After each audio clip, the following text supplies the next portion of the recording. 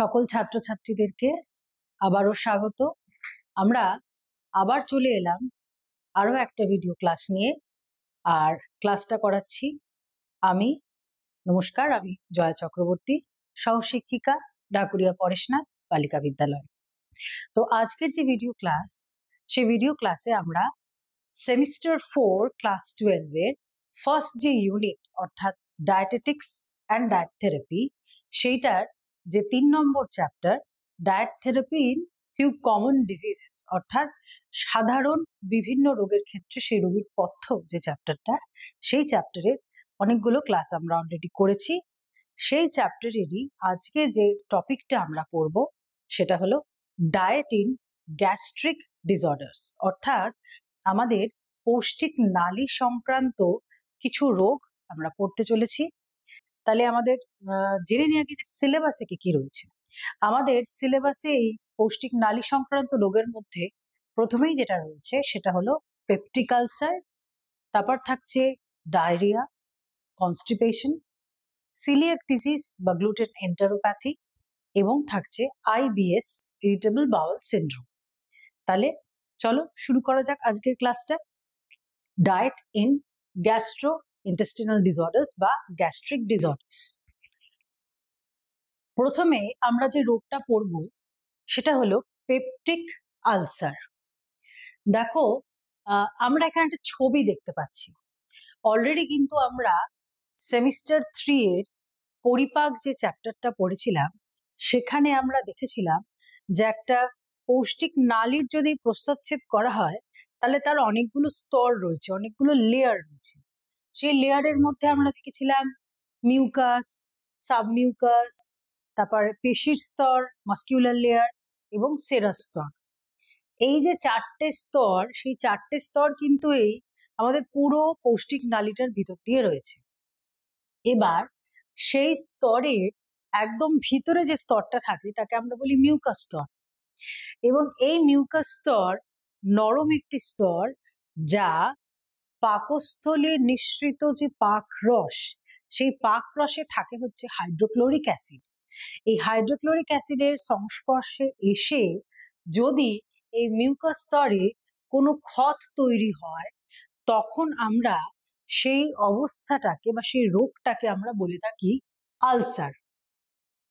তাহলে আলসার কি না, পাকস্থলী থেকে নির্গত পাক রস সরাসরি কি করছে, পৌষ্টিক নালীর ভিতরে শ্লেষ্মা যে স্তর অর্থাৎ মিউকাস, তার সংস্পর্শে এসে সেখানে ক্ষত তৈরি করছে। তাহলে আলসার কাকে বলে সেটা আমরা জানলাম। এবার এই আলসারটা কোথায় হয়, যেখানে হয় সেই অংশের নাম অনুযায়ী রোগের নামকরণ করা হয়। কিরকম চলো দেখে নি। না, এই আলসারটা যদি খাদ্যনালীর শুরুর দিকে হয় তখন সেটাকে বলা হয় ইসোফেগাল আলসার। যদি সেটি হয় পাকস্থলীতে তখন সেটাকে বলা হয় পেপটিক আলসার। যদি সেটা হয় ক্ষুদ্রান্তের গ্রহণী বা ডিওডেনামে তখন বলা হয় ডিওডেনাল আলসার। অর্থাৎ আলসার কোথায় হয়, ইসোফেগাস, পাকস্থলী, ডিওডেনাম। এবং আলসার জিনিসটা কি না, আলসার হলো এই যে মিউকাস লেয়ারটা আমরা দেখতে পাচ্ছি, এই মিউকাস লেয়ারে তৈরি হওয়া একটা ক্ষত, একটা ক্ষত। সেই ক্ষত কে তৈরি করলো না, এটা সংস্পর্শে এলো কে, acid, hydrochloric acid, HCl। HCl কোথা থেকে এলো, পাকরস থেকে। তাহলে এই এতগুলো জায়গায় আলসার হচ্ছে। আমাদের সিলেবাসে যেহেতু আছে পেপটিক আলসার, আমরা পেপটিক আলসার সংক্রান্ত আলোচনায় চলে যাচ্ছি। এবারে আমরা দেখব তাহলে পেপটিক আলসার কেন হচ্ছে। দেখো, আমরা আলসার কাকে বলে বা আলসার কিভাবে হচ্ছে প্রথম স্লাইডে পড়লাম, এবং সেখান থেকে কিন্তু আমরা জানতে পারলাম যে হাইড্রোক্লোরিক অ্যাসিড কিন্তু এর মূল কারণ। তাহলে প্রাথমিকভাবে কারণটা হচ্ছে কি, এই অ্যাসিড ক্ষরণ যদি অত্যাধিক মাত্রায় হয় কোনো ব্যক্তির দেহে, তাহলে কিন্তু তার আলসার হওয়ার প্রবণতাটা অনেকটা বেড়ে গেল। তাহলে প্রথম কারণ হচ্ছে কি, অধিক মাত্রায় HCl ক্ষরণ। দ্বিতীয়, দেখো আমরা একটা ব্যাকটেরিয়ার নাম দেখতে পাচ্ছি, কি নাম, হেলিকোব্যাক্টার পাইলোরি। এই যে ব্যাকটেরিয়া, এই ব্যাকটেরিয়ার সংক্রমণ যদি ঘটে, মূলত পানীয় জলের মাধ্যমে এই সংক্রমণটা হয়, সে কি করে, ওই যে শ্লেষ্মা স্তরের কথা দেখলাম আমরা আগের স্লাইডে, সেই শ্লেষ্মা স্তরে সে বাসা বেঁধে সেই জায়গায় কিন্তু ক্ষত তৈরি করে। তাহলে প্রথম কারণ দেখলাম হাইড্রোক্লোরিক অ্যাসিড অধিক মাত্রায় ক্ষরণ যদি হয় কোনো ব্যক্তির। দ্বিতীয় দেখলাম হেলিকোব্যাক্টার পাইলোরি সংক্রমণ। 3 নম্বরে আমরা একটা টার্ম পাচ্ছি NSAID, অর্থাৎ কি বলতে পারি এগুলোকে, non steroidal anti inflammatory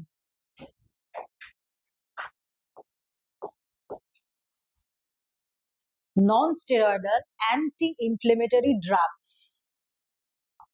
NSAID, যেমন আইবুপ্রোফেন, অ্যাসপ্রিন, এই জাতীয় ওষুধ যারা অধিক মাত্রায় সেবন করে তাদের দেখা গেছে যে তাদের কিন্তু এই হাইড্রোক্লোরিক অ্যাসিডের ক্ষরণ অনেকটা বেশি, এবং যার ফলে কি হচ্ছে না, শ্লেষ্মা স্তরে ক্ষতটা তৈরি হচ্ছে, যেটাকে আমরা আলসার নাম দিচ্ছি। এর পরের কারণে দেখো তোমরা এই 3টে ছবি দেখতে পাচ্ছ। হারি আপ, অর্থাৎ জীবনযাত্রায় চলাফেরার মধ্যে অত্যন্ত তাড়াহুড়ো করা হচ্ছে, সবকিছু কাজ খুব তড়িঘড়ি করার অভ্যাস অনেক ব্যক্তিদের রয়েছে, অর্থাৎ হারি। সেকেন্ড, আমরা দেখতে পাচ্ছি একটা উদ্বিগ্ন অবস্থা, ভীষণ চিন্তায় পড়ে গেছে, ওয়ারি। এবং বেশ একটা গ্রেভির ছবি আমরা দেখতে পাচ্ছি, তেল মশলা গড়গড়ে করা কারি। এই যে পেপটিক আলসার রোগ, এই রোগটাকে বলা হয় আ ডিজিজ ডিউ টু হারি, ওয়ারি অ্যান্ড কারি, অর্থাৎ যে ব্যক্তিদের অত্যন্ত তাড়াহুড়ো করার প্রবণতা রয়েছে, যারা সারাক্ষণ একটা দুশ্চিন্তা উদ্বেগের মধ্যে থাকে, আর যারা হ্যাবিচুয়ালি ঝাল তেল মশলা বেশি পরিমাণে যারা গ্রহণ করে, গ্রেভি যারা গ্রহণ করে, কারি যেটাকে আমরা বলছি, তাদের কিন্তু এই রোগের হওয়ার সম্ভাবনা অনেকটা বেশি, এবং তাদের এই রোগগুলো বেশি করে হয় পেপটিক আলসার। সেজন্য এই লাইনটা ভীষণ রকম ভাবে মাথায় রাখবে। কোয়েশ্চেন যখন আসে তখন কিন্তু ডিরেক্টলি পেপটিক আলসারের পথ্যলেখ এভাবে আসে না, প্রথমে একটা সঙ্গে কোয়েশ্চেন থাকে, পার্ট কোয়েশ্চেন থাকে, যে আ ডিজিজ ডিউ টু হারি বারি অ্যান্ড কারি কাকে বলা হয়, এই রোগে আক্রান্ত ব্যক্তির একটি পথ্য প্রস্তুত করো, এরকম ধরনের কোয়েশ্চেন হতে পারে। 1+4 5 মার্কসের তোমাদের যে লং কোয়েশ্চেন হয় সেগুলোতে হতে পারে। সেক্ষেত্রে ডিজিজ ডিউ টু হারি বারি অ্যান্ড কারি আগে উত্তরে লিখতে হবে কি, পেপটিক আলসারের কথা বলা হয়েছে, তারপর তার পথ্যে যাবে। তো ফেরত আসছি আমরা আবার কারণে, হাইড্রোক্লোরিক অ্যাসিডের অতিরিক্ত মাত্রায় ক্ষরণ, হেলিকোব্যাক্টার পাইলোরি সংক্রমণ, NSAID ড্রাগ সেবন, হারি বারি এবং কারি, এই 3টে অবস্থা যদি থাকে, এবং যদি অভ্যাস যদি হাড়ি বাড়ি এবং কারি গ্রহণ করা থাকে, তাহলে তার প্রবণতা থাকবে। আর কি কারণ, ধূমপান এবং মাদক সেবন, সেটাও কি করে, শ্লেষ্মা স্তরে পাকরসের ক্ষরণ অনেক বাড়িয়ে দেয়, আর পাকরসের ক্ষরণ বাড়ছে মানেই কি হবে না, হাইড্রোক্লোরিক অ্যাসিড পরিমাণে অনেকটাই থাকবে।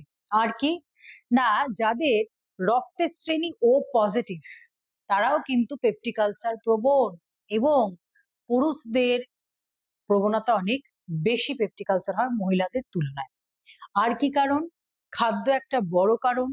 এই প্রসঙ্গে একটা কথা সবসময় কিন্তু মাথায় রাখবে, বা খুব গুরুত্বপূর্ণ একটা জিনিস, সেটা হলো উদ্দীপক। কিরকম উদ্দীপক, কেমিক্যাল, ফিজিক্যাল বা মেকানিক্যাল অ্যান্ড থার্মাল, অর্থাৎ রাসায়নিক উদ্দীপক, যান্ত্রিক উদ্দীপক বা উত্তেজক, এবং তাপীয় উদ্দীপক। রাসায়নিক উদ্দীপক কিরকম, লঙ্কা গুঁড়ো, তেল, ঝাল, মশলা, হ্যাঁ, বা ক্যাফেন, ট্যানিন, অ্যালকোহল, এগুলো অতিরিক্ত মাত্রায় গ্রহণ করলে রাসায়নিক ভাবে এরা উদ্দীপনা যোগায়, কোথায়, পাকস্থলীতে, যেখান থেকে পাকরস ক্ষরণ হচ্ছে, আর অতিরিক্ত মাত্রায় ক্ষরণ হবে হাইড্রোক্লোরিক অ্যাসিড। তারপর কি, যান্ত্রিক উদ্দীপক, মেকানিক্যাল স্টিমুলেন্ট, কি করে, শাক পাতা, সবজির খোসা, তারপর হচ্ছে বিভিন্ন ফল বা সবজির যে বীজ, সিডস, সেইগুলো কি করতে পারে, যান্ত্রিক উত্তেজনা বাড়িয়ে দিচ্ছে, যার ফলে পেরিস্টলসিস বা পেরিস্টলটিক যে মুভমেন্ট, ক্রমসংকোচন পৌষ্টিক নালীর, সেটাও বেড়ে যাচ্ছে, HCl এর ক্ষরণও বেড়ে যাচ্ছে, একটা অস্বস্তি তৈরি হচ্ছে। এবং সেই HCl এর ক্ষরণ বাড়ার জন্য কি হচ্ছে, পেপটিক আলসার হতে পারে। আর কি, তাপীয় উদ্দীপক, গরম চা কফি খালি পেটে বারবার যারা গ্রহণ করে তাদের কিন্তু এই পেপটিক আলসার হওয়ার প্রবণতা অনেকটাই বেশি। তাহলে আমরা কারণগুলো দেখলাম, কি কি কারণে পেপটিক আলসার হতে পারে। এবার আমরা চলে যাচ্ছি কি কি উপসর্গ পেপটিক আলসারের। আমরা দেখো এখানে ছবিতে দেখতে পাচ্ছি একটা পার্টিকুলার জায়গা এখানে মার্ক করা রয়েছে, ঠিক আছে? এই জায়গাটাকে বলা হয় এপিগ্যাস্ট্রিক রিজিয়ন, অর্থাৎ নাভির উপরে এবং বুকের ঠিক তলায়। সেই যে জায়গাটা, এই এপিগ্যাস্ট্রিক জায়গায় একটা তীক্ষ্ণ এবং তীব্র ব্যথা অনুভব করে রোগী। কখন হয় ব্যথাটা? না, খাওয়ার 2-3 ঘন্টার পরে কিন্তু এই যেই গ্যাপ হয়ে যায় তখনই কিন্তু এই ব্যথাটা অনুভব করতে থাকে, এপিগ্যাস্ট্রিক পেন বলা হয়। এছাড়া বুক জ্বালা ভাব, পেট ফাঁপা এগুলো রয়েছে। বা অনেকের ক্ষেত্রে আলসার যদি দীর্ঘদিনের হয় এবং ভিতরে যদি শ্লেষ্মাস্তর থেকে যদি ব্লিডিং শুরু হয়, তাহলে সেক্ষেত্রে সেই ক্ষতের থেকে ব্লিডিং হওয়ার দরুন, রক্তক্ষরণ হওয়ার দরুন রক্তটা কিন্তু পৌষ্টিক নালীর মধ্যে জমতে থাকে এবং জমা যে রক্ত, সেই রক্তের রং কিন্তু কখনো লাল হয় না, একটু খয়েরিটে বা তার থেকেও আরো ডার্ক কালচে ভাব আসতে পারে। তো সেক্ষেত্রে উপসর্গ হিসেবে দেখা যায় যে গাঢ় বাদামি রঙের বমি, ডাক্তারি ভাষায় এটাকে বলা হয় হেমাটেমেসিস। এবং অনেকের ক্ষেত্রে দেখা যায় কালো রঙের মল ত্যাগ করছে, এটাকে বলা হয় মেলেনা। অনেকের ক্ষেত্রে দ্রুত ওজন কমতে থাকে আর রক্তাল্পতা দেখা যায় যেহেতু রক্তক্ষরণ বৃদ্ধি পায়। তো এইগুলো হলো পেপটিক আলসারের মূল উপসর্গ। এই উপসর্গগুলো দিয়ে চেনা যায় যে হ্যাঁ, এই ব্যক্তিটির পেপটিক আলসারে আক্রান্ত। তাহলে চিকিৎসার মূল লক্ষ্য কি হবে? অবশ্যই ব্যথা বা বেদনার উপশম দিতে হবে। তার জন্য কিছু ওষুধ দেন ডাক্তার, অ্যান্টিস্প্যাসমোডিক ট্যাবলেট বা ট্র্যাঙ্কুইলাইজার দেওয়া হয়। আর কি, ক্ষতটাকে সারানোর জন্য কিছু ওষুধ দেওয়া হয় এবং ওই অংশকে বা ওই অঙ্গকে বিশ্রাম দেওয়ার মতন একটা পথ্য দেওয়া হয়। অলরেডি কিন্তু পথ্যের নাম আমরা আগের ক্লাসে পড়ে নিয়েছি, যেখানে স্বাভাবিক পথ্যকে রোগীর পথ্যে পরিবর্তন করার জন্য উপাদানের পরিবর্তন আমরা পড়েছিলাম। সেখানে আমরা একটা নাম পড়েছিলাম ব্ল্যান্ড ডায়েট। ঠিক সেই ব্ল্যান্ড ডায়েটে কিন্তু দেওয়া হয় পেপটিক আলসারে। তাহলে যদি আমি পথ্যের নীতিতে যাই, আমায় কি দিতে হবে? তন্তুকে নিয়ন্ত্রণ করতে হবে ফার্স্ট অ্যান্ড ফরমোস্ট। কেন না, তন্তু যান্ত্রিক উদ্দীপকের কাজ করে, HCl ক্ষরণ বাড়াবে, আরো ক্ষত তৈরি করতে পারে, আরো অ্যাসিড সিক্রেশনের জন্য। তো সেক্ষেত্রে তন্তু নিয়ন্ত্রিত পর্যাপ্ত প্রোটিন ও ক্যালোরি, কেননা ক্ষতটাকে সারানোর জন্য প্রোটিন লাগবে আমার, ঠিক আছে?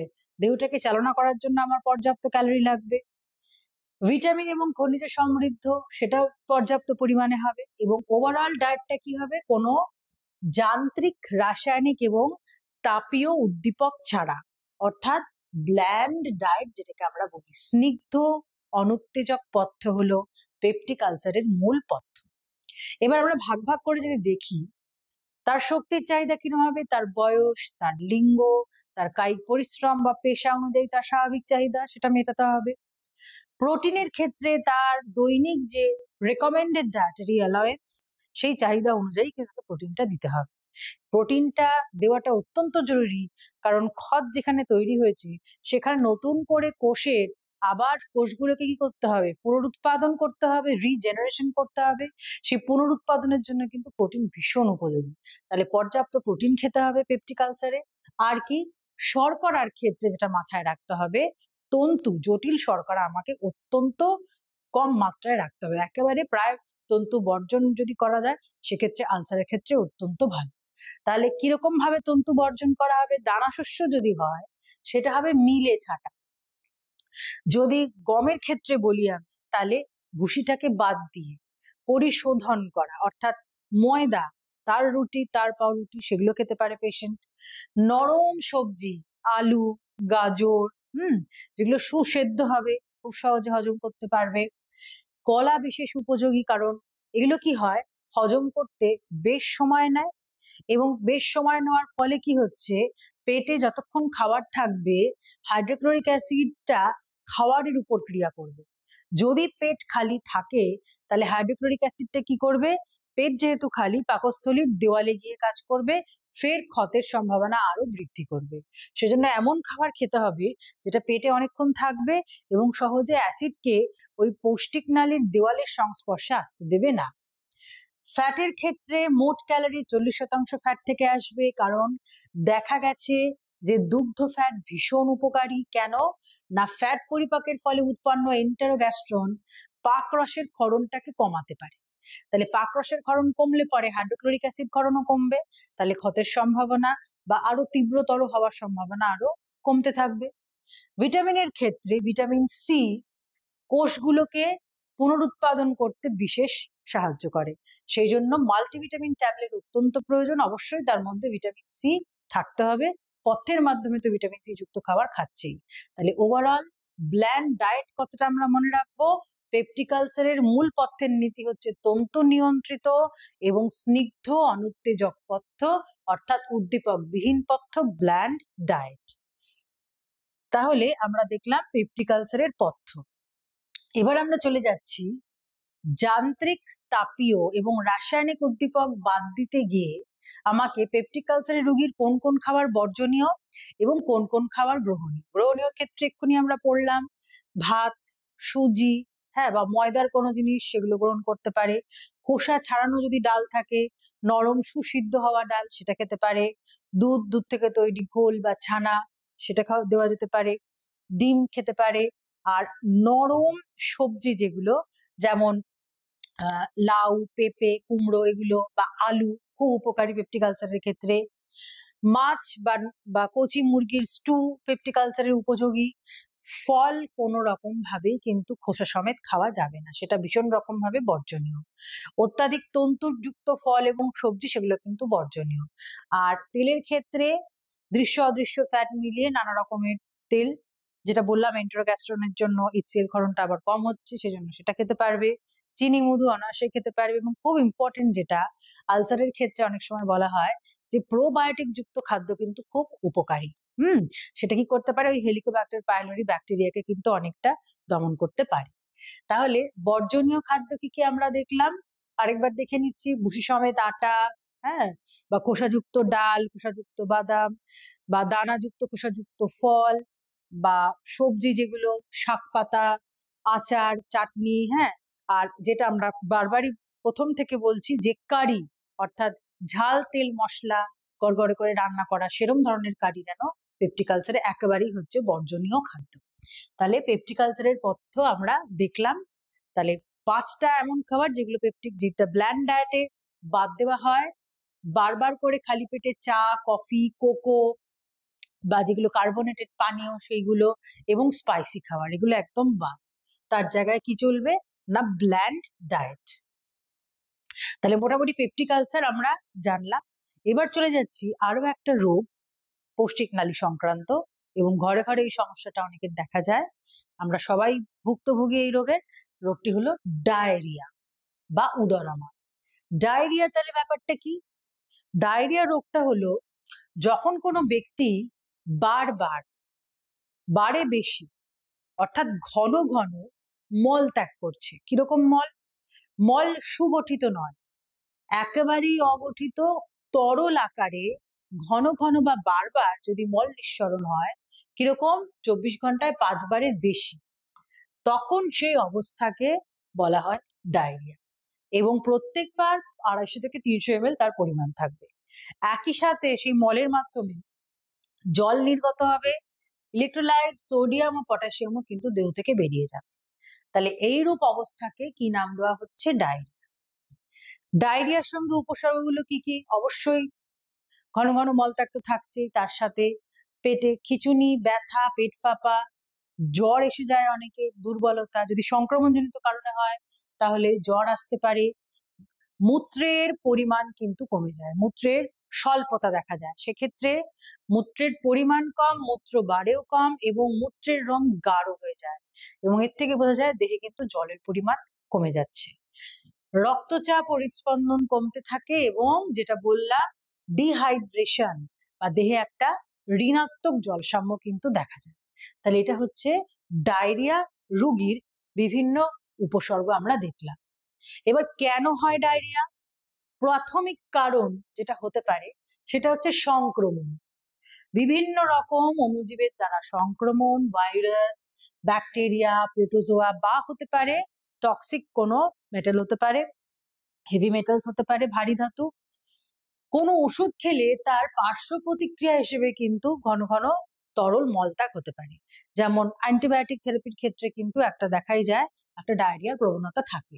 আর কি, কোনো খাবারে অ্যালার্জি হলে বা কারুর ইরিটেবল বাউল সিনড্রোম নামক রোগ থাকলে তার অল্টারনেট ডায়রিয়া আর কোষ্ঠকাঠিন্য হতে পারে, তাহলে সেটাও একটা কারণ। আর কি কারণ না, ক্ষুদ্রান্তের কোনো ব্যাধি, বিশেষ করে ক্ষুদ্রান্তের ক্যান্সার যদি হয়, তাহলেও কিন্তু দেখা যায় যে তার হজম হচ্ছে না কোনো কিছু, পেটে বেশিক্ষণ থাকছে না, তার এই ডায়রিয়া রোগটা হচ্ছে। তাহলে ডায়রিয়া রোগ কাকে বলে, ডায়রিয়া রোগের উপসর্গগুলো দেখলাম এবং ডায়রিয়া কেন হয় সেটা আমরা দেখলাম। এবার আমরা চলে যাচ্ছি ডায়রিয়ার পথ্য। আমরা খুব ছোটবেলা থেকে, অনেক নিচু ক্লাস থেকে আমরা পড়ে আসছি যে ডায়রিয়া রোগীর ক্ষেত্রে কি দেওয়া হয়, ORS। এই টার্মটা আমাদের কাছে এখন আর নতুন না, এটা আমরা বারবার পড়েছি, আবারও আমরা পড়বো। তাহলে ডায়রিয়ার পথ্যের মেন ব্যাপার হচ্ছে কি, যেহেতু বারবার তরল মলত্যাগ হচ্ছে, দেহের জল কিন্তু বেরিয়ে যাচ্ছে। তো সেক্ষেত্রে দেহ একটা ঋণাত্মক জল সাম্যে পৌঁছে যেতে পারে। সেই ঋণাত্মক জল সাম্যটাকে পুনরায় আবার স্বাভাবিক অবস্থায় আনার জন্য অবশ্যই কি দরকার, তার সঠিক ফ্লুইড ম্যানেজমেন্ট, অর্থাৎ দেহের তরলের সঠিক ব্যবস্থাপনা। এবং এই তরলের সঠিক ব্যবস্থাপনা যে চিকিৎসার মাধ্যমে করা হয়, যে থেরাপির মাধ্যমে করা হয়, তাকে বলা হয় ওরাল রিহাইড্রেশন থেরাপি, যেটাকে বলা হয় ORT।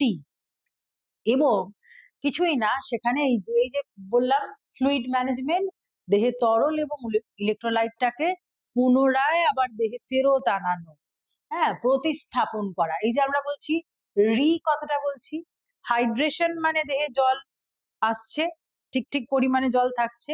রিহাইড্রেশন মানে কি, জল বেরিয়ে গেছিল সেটাকে আবার পূরণ করা হচ্ছে, সেজন্য নাম দেওয়া হচ্ছে রিহাইড্রেশন। যে চিকিৎসার মাধ্যমে করা হয় তাকে বলা হচ্ছে ওরাল রিহাইড্রেশন থেরাপি। আর কি করতে হবে ডায়রিয়া রোগে? অবশ্যই সংক্রমণ যদি হয়ে থাকে সেই সংক্রমণটাকে বের করতে হবে, অপসারণ করতে হবে। সেটা ডাক্তার বিভিন্ন ওষুধের মাধ্যমে করে থাকেন। পথ্যের মাধ্যমে দেখতে গেলে আমাদের আসবে হচ্ছে কি ওরাল রিহাইড্রেশন থেরাপি এবং সঠিক পৌষ্টিক উপাদানের ব্যবস্থাপনা। কারেক্ট নিউট্রিয়েন্টটা দিতে হবে যাতে তার বডিটা আবার নর্মাল স্টেটে আসতে পারে। এই যে ORTর কথা বললাম, এটা একটা বিশেষ সলিউশনের মাধ্যমে দেওয়া হয়, একটা বিশেষ দ্রবণের মাধ্যমে দেওয়া হয়, যার নাম সবার আগে আমি নিয়েছি, খুব পরিচিত নাম আমাদের, সেটা হলো ORS, ওরাল রিহাইড্রেশন সলিউশন।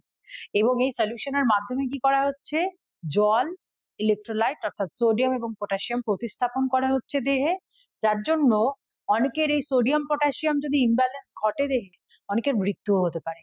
জল শূন্যতা থেকে অনেকের মৃত্যুও হতে পারে। বিশেষ করে 5 বছরের নিচে যে বাচ্চারা রয়েছে তারা ভীষণ ডেলিকেট এবং তারা ভীষণ রকম সাসেপ্টেবল এই ডায়রিয়ার থেকে মৃত্যু। আন্ডার 5 মর্টালিটি রেট ডায়রিয়ার জন্য কিন্তু অত্যন্ত হাই। তো তাদের ক্ষেত্রে ইমিডিয়েটলি যদি সেটা প্রতিস্থাপন না করা হয়, সেটা কিন্তু ভীষণ রকম জীবন ঝুঁকি হয়ে দাঁড়ায়। তো সেক্ষেত্রে ORS দিয়ে কিন্তু এই প্রাণ সংশয় থেকে বাঁচানো হয়, যার জন্য ORS এর আরেকটা নাম জীবন রক্ষক ঘোল। তাহলে ORS নিয়ে যখন এত কথা বললাম, খুব তোমাদের দরকার, ইম্পর্টেন্ট, যেটা পরীক্ষায় আসতে পারে, সেটা হলো ORS এর উপাদান, কম্পোজিশন। কম্পোজিশন কিন্তু কোনো ওষুধের কোম্পানি ঠিক করেনি, কম্পোজিশন কে ঠিক করে দিয়েছে? বিশ্ব স্বাস্থ্য সংস্থা, ওয়ার্ল্ড হেলথ অর্গানাইজেশন এবং ইউনিসেফ, তারা মিলে কি করেছে, এই পরিমাণটা তারা বলে দিয়েছে। পরিমাণে তারা কি বলেছে না, 2 ধরনের ORS বলেছে। একটা হচ্ছে লো অসমোলারিটি ORS, একটা হচ্ছে নর্মাল ORS বা অরিজিনাল ORS। ORS এ কি থাকছে, গ্লুকোজ 20 গ্রাম, সোডিয়াম ক্লোরাইড 3.5 গ্রাম, ট্রাইসোডিয়াম সাইট্রেট 2.9 গ্রাম। এখানে আমি ট্রাইসোডিয়াম সাইট্রেট বলছি, এটাকে বলা হচ্ছে সাইট্রেট ORS। আরেকটা ORS ও হয়, তাকে বলা হয় বাইকার্বনেট ORS। সাইট্রেট যেরকম বললাম, এখানে ট্রাইসোডিয়াম সাইট্রেট রয়েছে, এটার বদলে যদি এখানে সোডিয়াম বাইকার্বনেট থাকে 2.5 গ্রাম, 2.9 এর বদলে থাকবে কত 2.5 গ্রাম সোডিয়াম বাইকার্বনেট। তখন সেটা কি হয়ে যাবে, সেটাকে আর সাইট্রেট ওআরএস বলা হবে না, সেটাকে বলা হবে বাইকার্বনেট ওআরএস। সোডিয়াম বাইকার্বনেট থাকবে, আর পটাশিয়াম ক্লোরাইড থাকে হচ্ছে 1.5 গ্রাম। তাহলে নর্মাল অরিজিনাল ওআরএস 20 গ্রাম গ্লুকোজ, 3.5 গ্রাম সোডিয়াম ক্লোরাইড, নয় 2.9 গ্রাম ট্রাইসোডিয়াম সাইট্রেট অথবা 2.5 গ্রাম বাইকার্বনেট থাকবে, আর পটাশিয়াম ক্লোরাইড হচ্ছে গিয়ে 1.5। এটা হলো সাইট্রেট আর বাইকার্বনেট ওআরএস। খুব রিসেন্টলি ওয়ার্ল্ড হেলথ অর্গানাইজেশন আরেকটা ওআরএস এনেছেন, যাকে বলা হচ্ছে লো অসমোলারিটি ওআরএস, এবং দেখা গেছে এটাও ভীষণ ভীষণ উপযোগী। সেখানে গ্লুকোজের পরিমাণটা 13.5 করা রয়েছে, আর বাদ বাকিগুলো সামান্য তারতম্য হয়েছে। সেটাকে বলা হচ্ছে লো অসমোলারিটি ওআরএস। হ্যাঁ, এটা বহু বছর ধরেই করা হচ্ছে, এবং দরকার পড়লে এটা কিন্তু ইন্ট্রাভেনাসলিও ট্রিটমেন্ট দেওয়া হয়। তাহলে তোমরা কিন্তু খুব ভালো করে ওআরএস এর কম্পোজিশনটা ভালো করে পড়বে, সাইট্রেট ওআরএস বাইকার্বনেট ওআরএস দুটোই পড়বে, এটা কিন্তু পরীক্ষার জন্য খুব খুব ইম্পর্টেন্ট। তাহলে পথ্যের ব্যবস্থাপনায় প্রথম আমার যেটা দরকার, ইনিশিয়ালি আমি কি করতে হবে, প্রতিস্থাপন করতে হবে তরল কার মাধ্যমে করা হচ্ছে, ওআরএস এর মাধ্যমে করা হচ্ছে।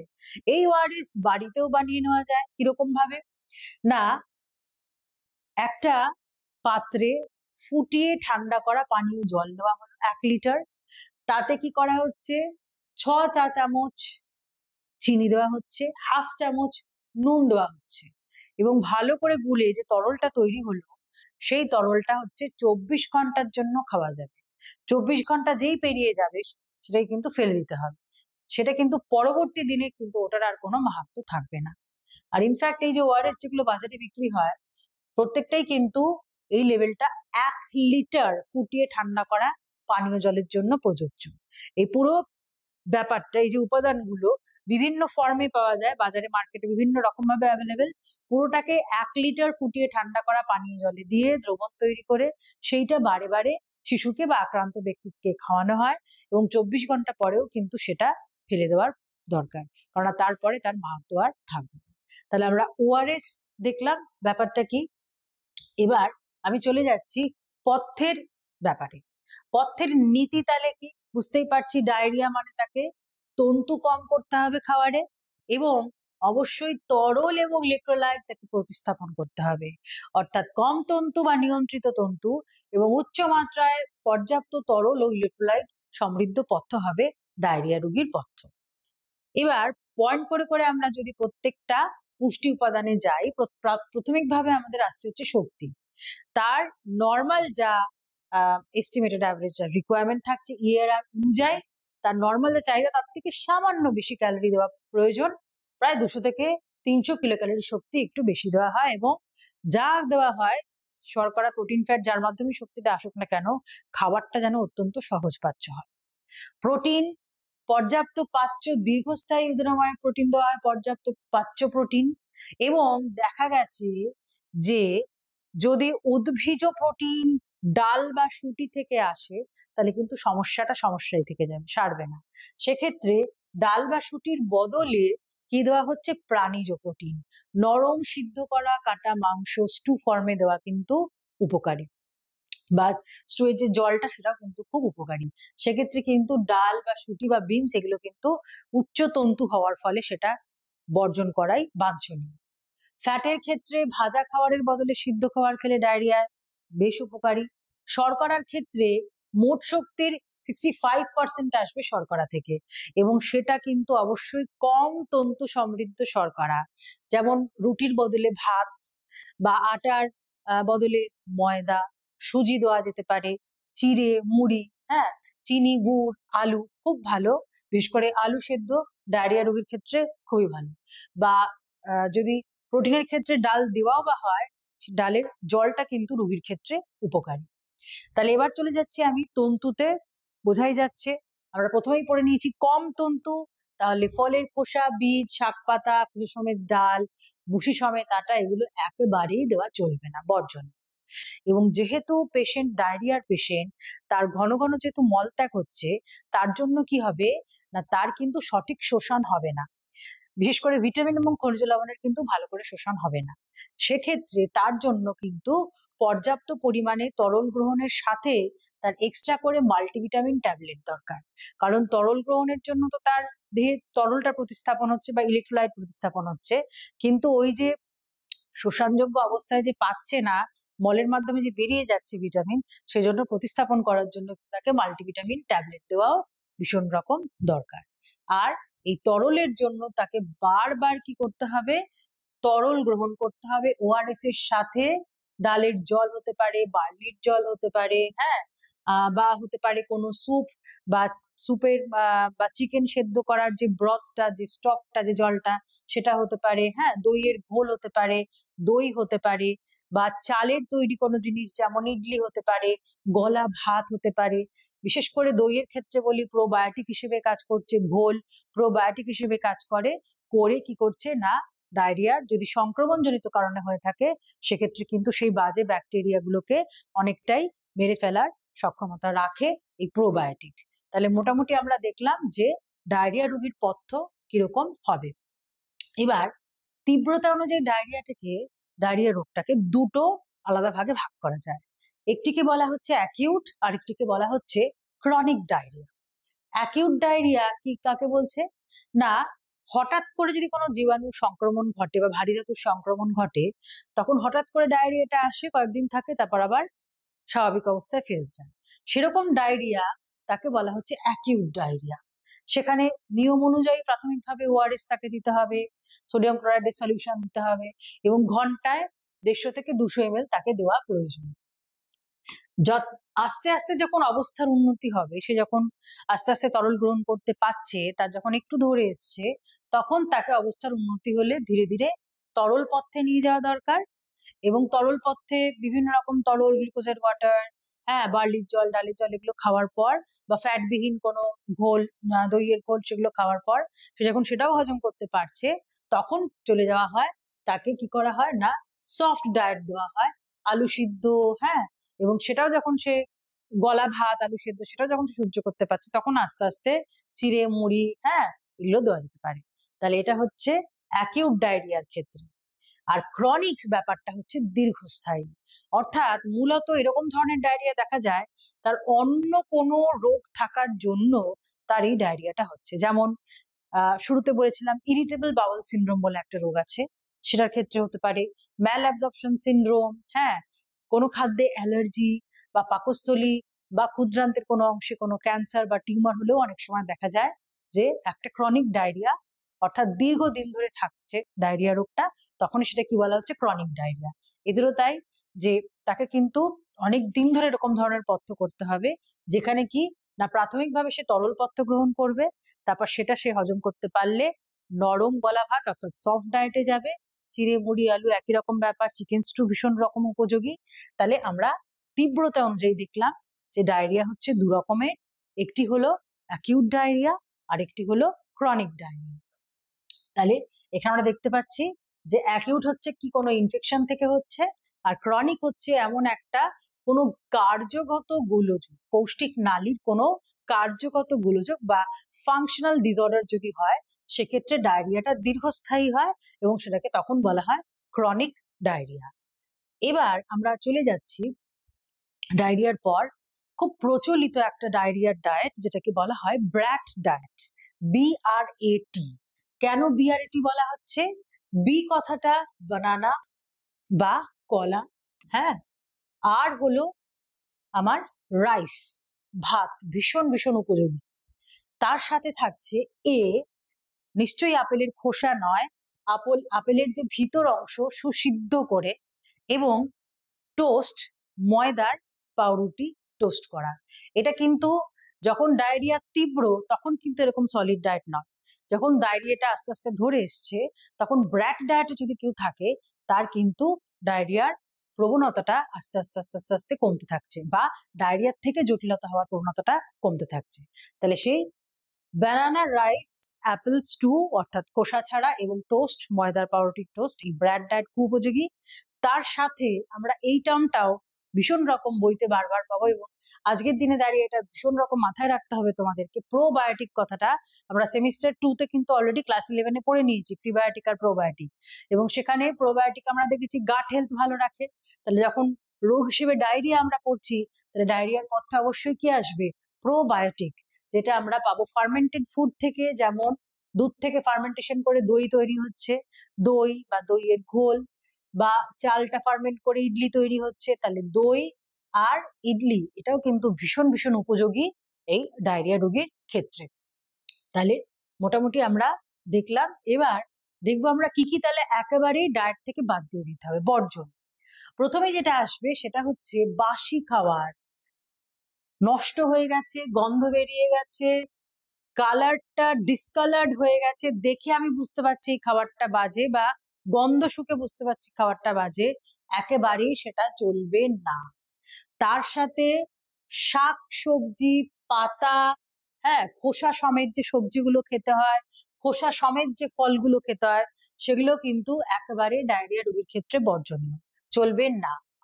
আর কি থাকবে না? যে ডাল খোসা সমেত, বড় আকারে এবং খোসাটাও অনেকটা এরিয়া জুড়ে, যেমন উদাহরণস্বরূপ এখানে রাজমার ছবি দিয়েছি আমি, এগুলো কিন্তু চলবে না। খোসা সমেত ডাল, বিনস, এগুলো একেবারে ডায়রিয়া রোগীর ক্ষেত্রে সম্পূর্ণ বর্জনীয়। এবং তেল, মশলা এবং লঙ্কার গুঁড়ো, যেটা বারবারই ওই কথাটা চলে আসছে পেপটিক আলসারের সঙ্গে, যে উদ্দীপক হিসেবে কাজ করবে, তারা আরো কি করবে? পেরিস্টালটিক মুভমেন্টটাকে বাড়িয়ে দেবে। ডায়রিয়া রোগীর কি হচ্ছে? এমনিতেই পৌষ্টিক নালীর ক্রমসংকোচনটা অনেকটা বেশি, সে বারে বারে মল ত্যাগ করছে, তাহলে তার সংকোচনটাকে কমাতে হবে। কিন্তু এই খাদ্যগুলোর দরুন কি হবে? তার সংকোচন আরো বেড়ে যাবে, যার ফলে জটিলতা আরো বাড়বে। সেই জন্য এই খাদ্যগুলো সম্পূর্ণরূপে উদরাময় বর্জনীয় খাদ্য।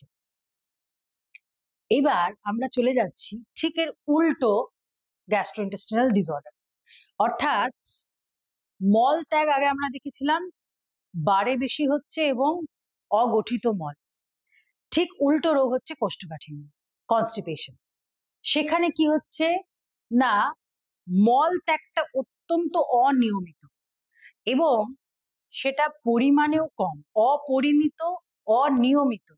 এবং মলের গঠন যেরকম হওয়া উচিত, মলের গঠন সাধারণত নরম, কিন্তু যদি সেটা শুষ্ক, জলের পরিমাণ কম থাকে এবং শক্ত হয়, তখন সেই ধরনের মল ত্যাগকে যে বিশেষ নামকরণ করা হচ্ছে, সেই বিশেষ নামকরণ হচ্ছে কি না, কনস্টিপেশন।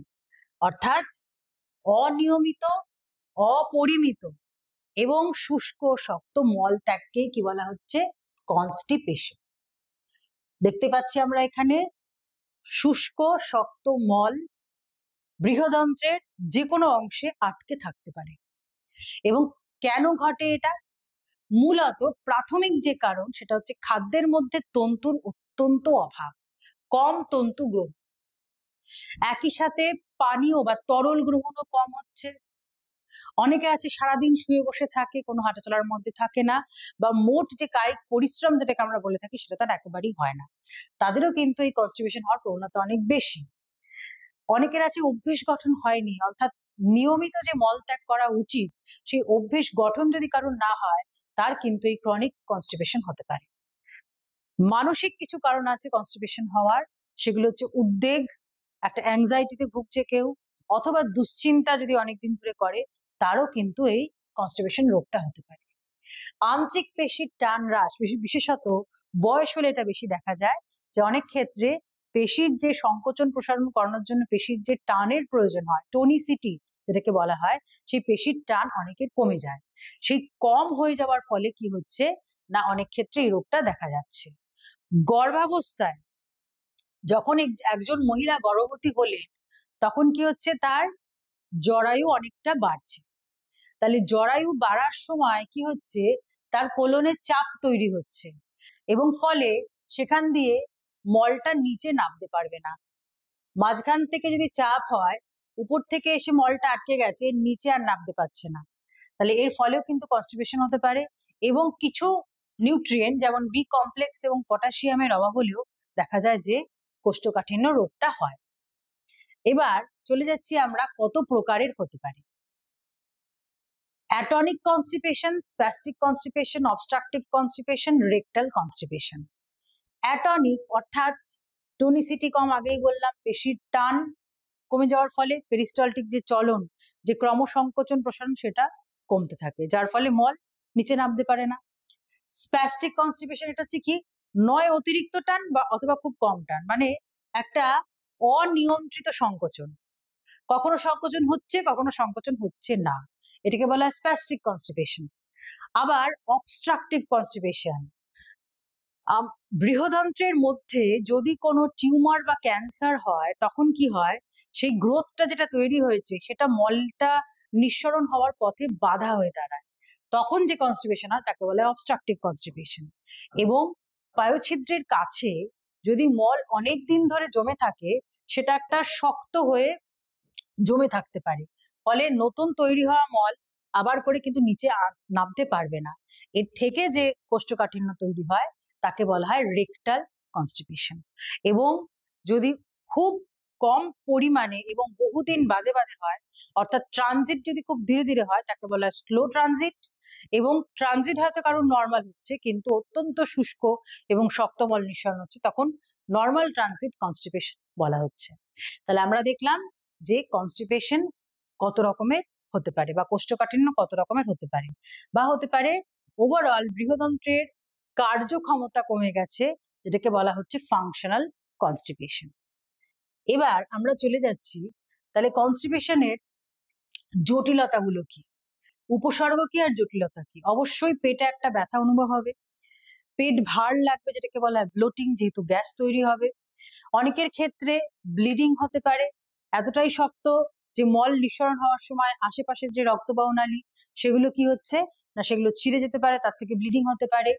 আর ইরেগুলার বাউল মুভমেন্ট, অর্থাৎ নিয়মিত কোনো কিছু হবে না, একটা ক্লান্তি, অবসাদ বা পিঠে একটা ব্যথা, এগুলো কিন্তু কনস্টিপেটেড রোগী সবসময় অনুভব করবে।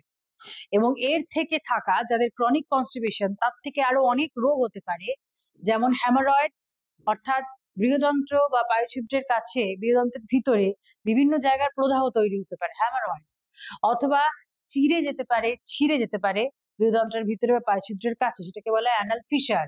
রেকটাল প্রোল্যাপস, বা কোনো কোনো জায়গায় বৃহদন্ত্রের মধ্যে ছোট ছোট পকেট তৈরি হয়ে শুষ্ক মল জমা থাকতে পারে, তাকে বলা হয় ডাইভার্টিকুলোসিস। এবং ক্রনিক ব্যাক পেন, এগুলো কিন্তু বিভিন্ন রকম জটিলতা যেগুলো এই কোষ্ঠকাঠিন্য রোগের থেকে তৈরি হচ্ছে। তাহলে পথ্যের নীতিতে আমরা চলে যাচ্ছি। অবশ্যই এটা জীবনযাত্রা বা জীবন ধারণ কিন্তু পাল্টানো হচ্ছে মূল উপশম। কিরকম ভাবে? প্রথমত অভ্যাস গঠন, নিয়মিত মলত্যাগ অভ্যাস তৈরি করতে হবে, তন্তু উচ্চ পর্যায়ে খাদ্যতে রাখতে হবে, তরলের পরিমাণ বাড়াতে হবে এবং কায়িক পরিশ্রম করতে হবে। তাহলে শুধু যে খাবার দিয়ে এটা ঠিক করা যাবে, অবশ্যই খাবার দিয়ে ঠিক করা যাবে, কিন্তু তার সাথে কিছু জীবনযাত্রাগত পরিবর্তন আনলেই কিন্তু অনেকটা উপশম হয়। পথ্যের নীতিতে তাহলে অবশ্যই উচ্চ তন্তু সমৃদ্ধ হবে এবং পর্যাপ্ত তরল, অতিরিক্ত তরলও বলতে পারি আমরা। শক্তির ক্ষেত্রে আরডি অনুযায়ী নর্মাল তার যা শক্তির চাহিদা সেটাই দিতে হবে, প্রোটিনের ক্ষেত্রেও তাই স্বাভাবিক চাহিদা অনুযায়ী দিতে হবে। শর্করা এমন ভাবে শর্করা দিতে হবে যার তন্তুর পরিমাণ অনেকটা বেশি, গোটা দানা শস্য, মিলেট, খোসা সমেত ডাল, শুটি বা সবজি পাতা, শাক পাতা, সবজি, খোসা সমেত সবজি খাওয়া বা ফলগুলো খোসা সমেত খাওয়া, সেগুলোর পরিমাণ বেশি রাখতে হবে। ফ্ল্যাক্সিড, চিয়া সিড, এগুলোও কিন্তু অনেকটা কনস্টিপেশন রিলিভ করতে পারে। ভিটামিনের ক্ষেত্রে পর্যাপ্ত মাত্রায় গ্রহণ দরকার। দেখা গেছে ভিটামিন B12, B5 এবং ভিটামিন ডি, এগুলোর সাপ্লিমেন্ট যদি দেওয়া হয় তাহলে কনস্টিপেশন থেকে অনেকটাই কিন্তু রোগীদের ক্ষেত্রে একটা উপকারী হয়।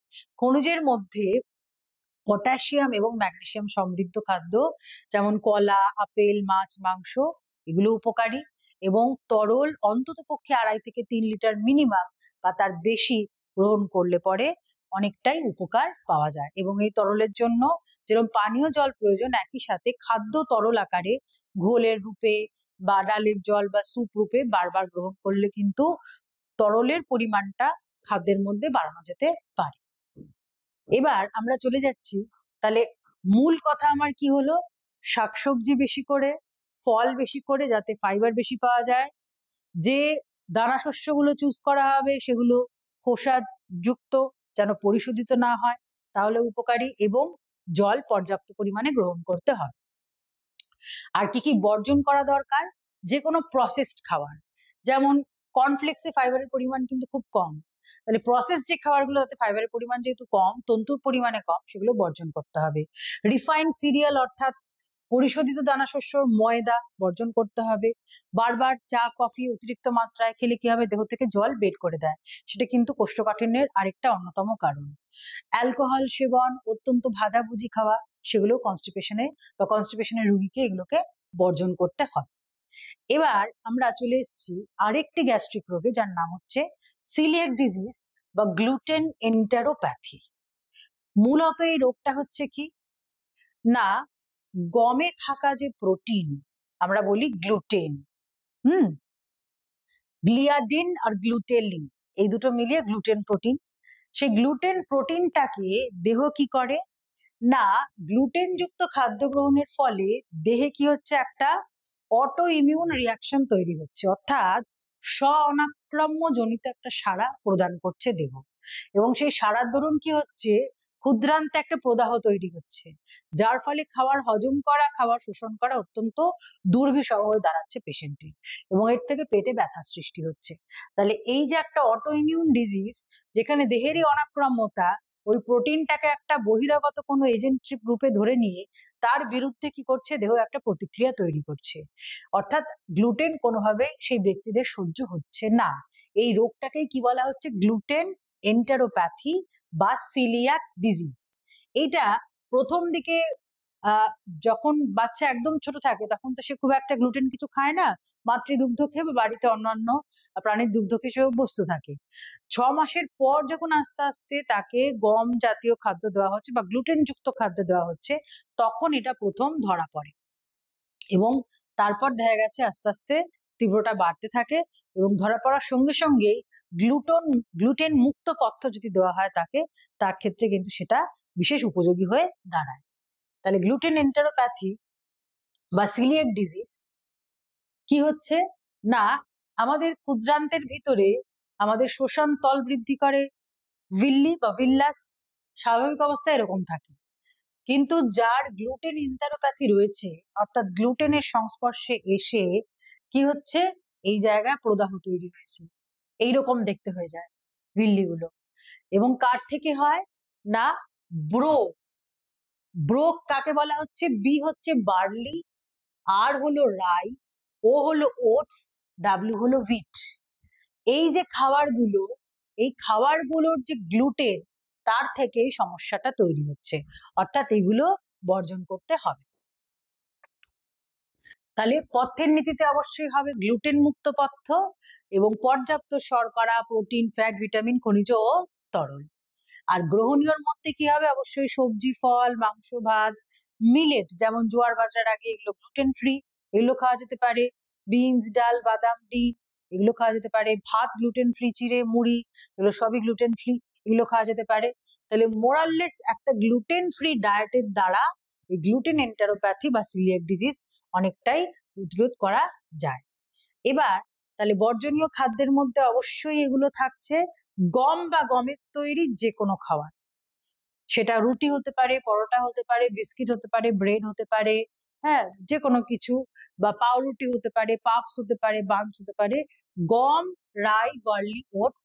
ওটস যে সবসময় করে তা না, কিন্তু অনেক সময় ওটস এর মধ্যে গ্লুটেন কন্টামিনেট হয়ে থাকে, কারণ ওটসটা ম্যাক্সিমাম প্যাকেটেড ফুড হিসেবে আমরা খাই, তো সেখানে তার মধ্যে অনেক সময় গ্লুটেন মেশানো থাকে, তো সেটার ক্ষেত্রে কিন্তু সেটা অবশ্যই বর্জন করা উচিত।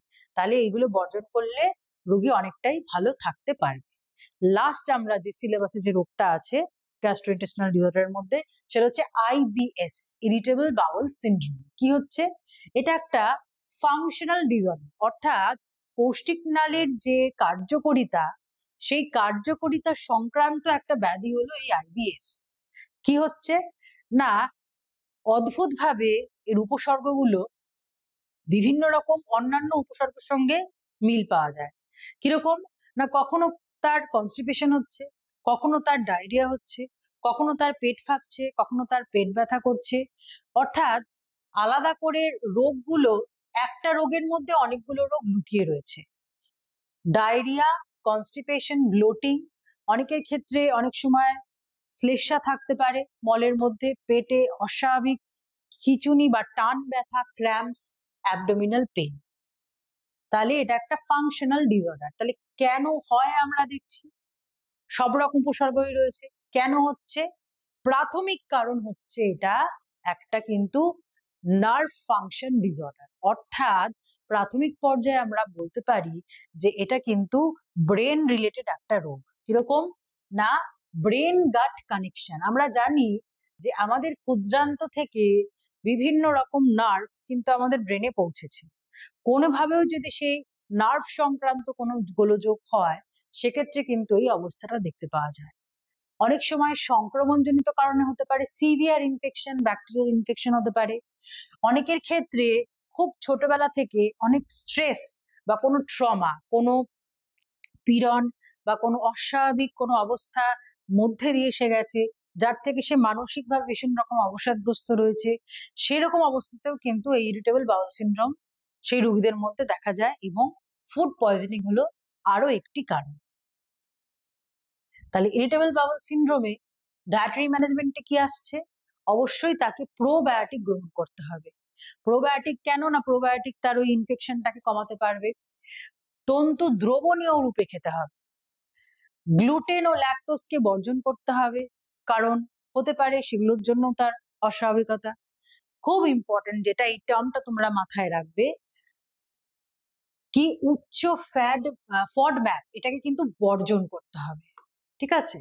কিরকম না, fermentable oligosaccharide, disaccharide, monosaccharide and polyols, ফডম্যাপের ফুল ফর্ম, বর্জন করতে হবে বা পরিমাণে কম রাখতে হবে। ফার্মেন্টেবল অলিগোস্যাকারাইড আমরা জানি যে কোনো ডালে আছে অলিগোস্যাকারাইড, যেটা পেট ফাঁপার 1 নম্বর কারণ, সেইটাকে বর্জন করতে হবে। ডাইস্যাকারাইড যেরকম সুক্রোজ, অতিরিক্ত মিষ্টি জাতীয় কোনো খাবার বর্জন করতে পারে। মনোস্যাকারাইড, ফ্রুক্টোজ এবং পলিঅল, বিভিন্ন ওষুধের সরবিটল থাকে, সেই ধরনের ওষুধ কিন্তু বর্জন করতে হবে, তা না তো আইবিএস এ ভীষণ রকম কিন্তু অসুবিধা সৃষ্টি হতে পারে। অর্থাৎ ফডম্যাপ, এই যে টার্মটা বললাম, এইটা কিন্তু মাথায় রাখবে। এইটা বর্জন করা বা কম পরিমাণে গ্রহণ কিন্তু আইবিএস এর পথ্য। আর যে খাদ্যগুলো গ্যাস তৈরি করতে পারে, ব্রোকলি, বিনস, তারপর হচ্ছে ফুলকপি, বাঁধাকপি, মূলো, এগুলোকে বর্জন করা। একই সাথে উদ্বেগ বা দুশ্চিন্তা থেকে দূরে থাকা এবং পর্যাপ্ত তরল গ্রহণ করা হলো পথ্যের মূল একটা বিষয় হয়ে দাঁড়ায়। তাহলে আমরা আইবিএস রোগটা সম্পর্কে জানলাম, রোগটা কেন হয়, রোগের হলে তার উপসর্গগুলো কি কি, এবং সেই রোগের ক্ষেত্রে পথ্য কিরকম ভাবে পরিবর্তন করলে সেটা একটা উপশম হয়ে দাঁড়াবে। মোটামুটি আমরা আমাদের এই গ্যাস্ট্রিক ডিসঅর্ডারের আমাদের সিলেবাসে যা ছিল আমরা পুরোটাই কমপ্লিট করলাম। এবং আগের ক্লাসগুলোতে আমি বলেছি বা আবারও এখন বলবো যে এই প্রত্যেকটা রোগের ক্ষেত্রেই কোশ্চেনে যদি চায় যে পথ্য তালিকা দাও বা পথ্য তালিকার সঙ্গে ব্যাখ্যা করো, তাহলে পথ্য তালিকা হচ্ছে ডায়েট চার্ট। আবারও বলছি যে ডায়েট চার্ট হলো কি না, ডায়েট চার্ট হলো কাঁচা খাদ্যের একটা তালিকা, একটা পরিমাপ, দানা শস্য এত, ডাল এত, ফল এত, দুধ এত, এই যে ছক করে নিরামিষাশী এবং আমিষাশীদের ক্ষেত্রে ছক করে দেওয়া থাকে যে বইতে, সেটা হচ্ছে খাদ্য তালিকা বা ডায়েট চার্ট। যদি কোয়েশ্চেনে চায় তবেই এটা দেবে, তা না তো শুধু পথ্যের নীতি, যেটা এতক্ষণ ধরে বললাম বিভিন্ন রোগের ক্ষেত্রে, সেই নীতির সঙ্গে পয়েন্ট করে করে প্রোটিন, কার্বোহাইড্রেট, ফ্যাট, মানে যে রোগে যে বিশেষ উপাদানটা আমাকে পরিবর্তন করতে হবে সেই উপাদানটা যেন উত্তরে অবশ্যই থাকে। আর না চাইলে আলাদা করে আমার কিন্তু ডায়েট চার্ট দেওয়ার কোনো প্রয়োজন নেই। যদি চায় তবেই আমি দেব। এবং একই সাথে প্রত্যেকটার ক্ষেত্রে জটিলতা, কারণ, উপসর্গ, এগুলো ছোট ছোট 2 নম্বরেরও কিন্তু তোমরা রেডি করবে। তাহলে আশা করছি এই ভিডিওর মাধ্যমে তোমরা ডায়েট ইন গ্যাস্ট্রোইন্টেস্টিনাল ডিসঅর্ডার্স, অর্থাৎ পৌষ্টিক নালী সংক্রান্ত বিভিন্ন যে রোগগুলো রয়েছে তার পথ্য তোমরা বুঝতে পেরেছো। Thank you.